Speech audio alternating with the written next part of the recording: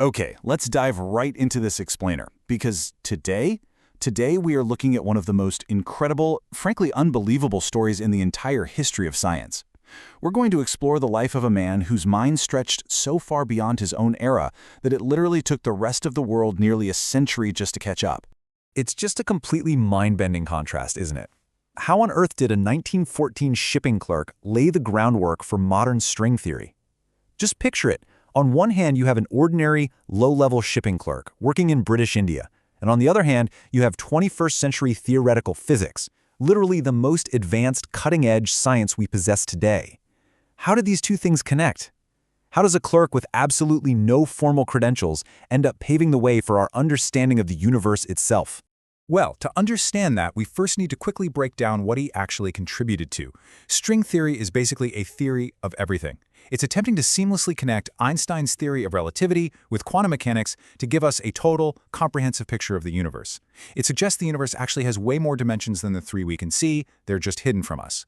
To explain this, scientists use these intensely complex mathematical structures called K3 surfaces. Think of them like intricate, invisible geometric shapes. But here is the really wild part. The foundation for these K3 surfaces relies heavily on calculations made 90 years early by our uncredentialed genius. Section 1. An obsession with pure math, the unstoppable mind of a teenager. So, that uncredentialed genius, his name was Srinivasa Ramanujan. And he wasn't just good at math. The guy was born for it.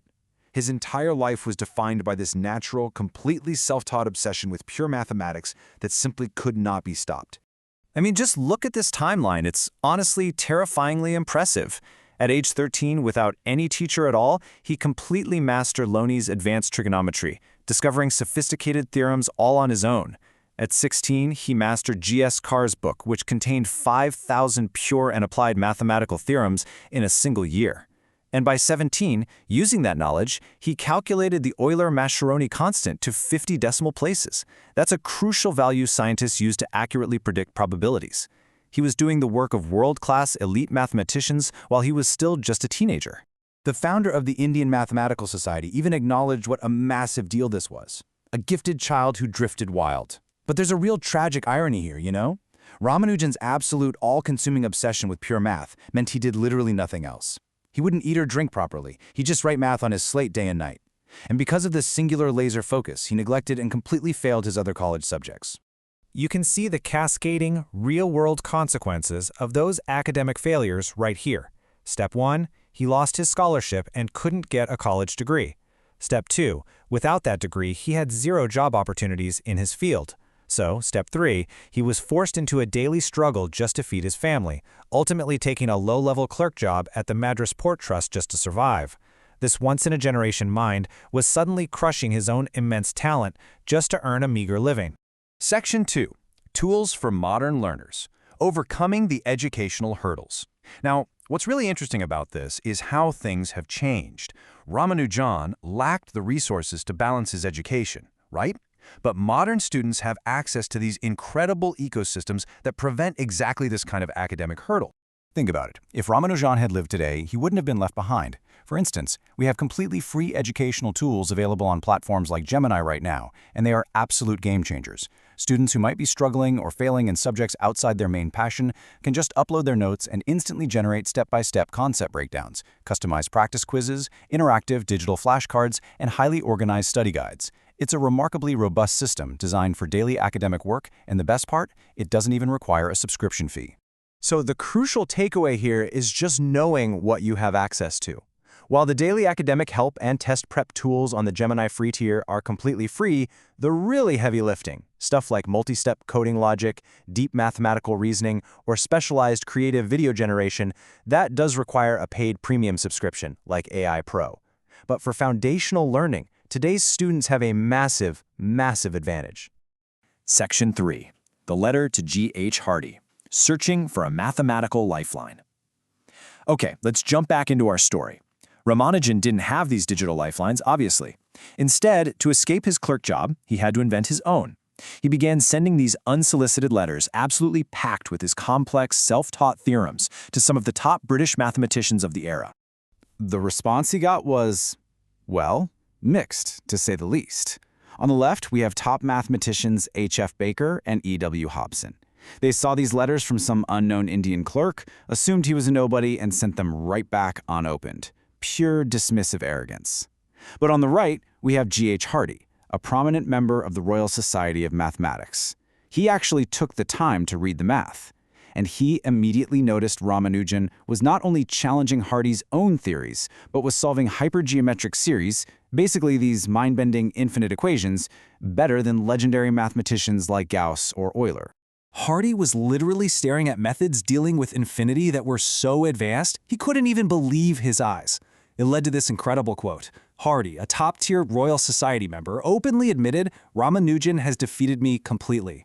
It was this monumental victory for logic and pure science over social status, and it immediately led to Hardy sending a prestigious invitation for Ramanujan to join him over in England. Section 4. Ahead of his time. The tragedy of timing. Let's move to 1914 and see how this builds. Ramanujan finally arrived in England. It really should have been his ultimate triumph. Instead, he stepped off the boat into a world plunging into absolute chaos. Literally just 4 months after he arrived, World War I began. The tragedy of timing here is just profound. Ramanujan's revolutionary theorems about infinity and continued fractions, they were virtually ignored, simply because British society was solely focused on surviving the Great War. Plus, because Ramanujan had taught himself, he often skipped steps in his equations. During a massive global crisis, British mathematicians simply did not have the time or the energy to decode his highly unconventional methods. And sadly, the war wasn't his only battle.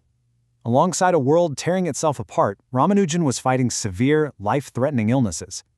He had survived smallpox in his childhood, but over in England, he suffered from gastric ulcers in 1917 and then contracted tuberculosis in 1919. These constant, lifelong health struggles ultimately forced him to return to India, heavily weakened and practically bedridden. Section 5. India's greatest mathematical legacy, the Hardy-Ramanujan number. This brings us forward to 1920, to a hospital bed in Madras. Hardy came to visit his dying friend. Trying to just make some light small talk, Hardy mentioned that he had ridden in a taxicab with a seemingly boring, uninteresting number. That taxicab number was 1729. Now, for Hardy, it was just a completely mundane figure, but this exact number perfectly sets up the reveal of why Ramanujan's brain was so incredibly unique. Because from his hospital bed, Ramanujan instantly, and I mean without missing a beat, replied that it wasn't a boring number at all. He knew immediately that 1729 is the smallest number expressible as the sum of 2 cubes in 2 different ways. Look at this. 12 cubed plus 1 cubed equals 1729, and 10 cubed plus 9 cubed also equals 1729. The sheer speed and depth of his mathematical intuition were just staggering. Now, you might be thinking, okay, cool math trick. But it wasn't just a fun parlor trick. That incredible taxicab calculation connected directly to his secret work on Fermat's last theorem, a 17th century puzzle exploring equations with powers higher than 2. Ramanujan was writing formulas proving how these higher powers could be solved, and decades later, scientists used these exact equations to help build those K3 surfaces we mentioned earlier for string theory. His brain was literally mapping out the invisible dimensions of the universe, right there from a hospital bed. Unlock the full story, dive deeper with Cuckoo FM. The sheer brilliance of his mind is incredibly inspiring, but his life was also marked by really deep personal tragedies, including the heartbreaking loss of 3 children. If you want to explore all these deep historical details and truly understand the complex man behind the math, I highly recommend the audiobook, A Life of the Genius Ramanujan. You can listen to it on Cuckoo FM, which has this massive library of non-fiction content in regional languages like Hindi. Here is how the pricing breaks down. The standard yearly plan is 399 rupees. But actually, if you use the discount code GA50, it drops the price to just 199 rupees for a full year of access. That's a 50% discount for the first 250 users who take advantage of it. It's really a fantastic way to dive deeper into histories just like this one. And bringing this explainer home, it is just incredible to see how his legacy endures today. I mean, at just 30 years old, he became only the 2nd Indian to join the prestigious Royal Society of Mathematics. Today, we celebrate his birthday, December 22nd, as Indian Mathematics Day, ensuring his monumental contributions are absolutely never forgotten. Ramanujan changed the very foundation of modern physics armed with literally nothing but a slate, some chalk, and an unbreakable passion. despite every single obstacle thrown his way. And it leaves us with a pretty profound final thought. Look at the educational resources, the AI tools, and the sheer volume of information we have at our fingertips today. What could you achieve with the right tools? Use the modern resources available to you, nurture your curiosity, and make absolutely sure that your own potential never ever goes to waste.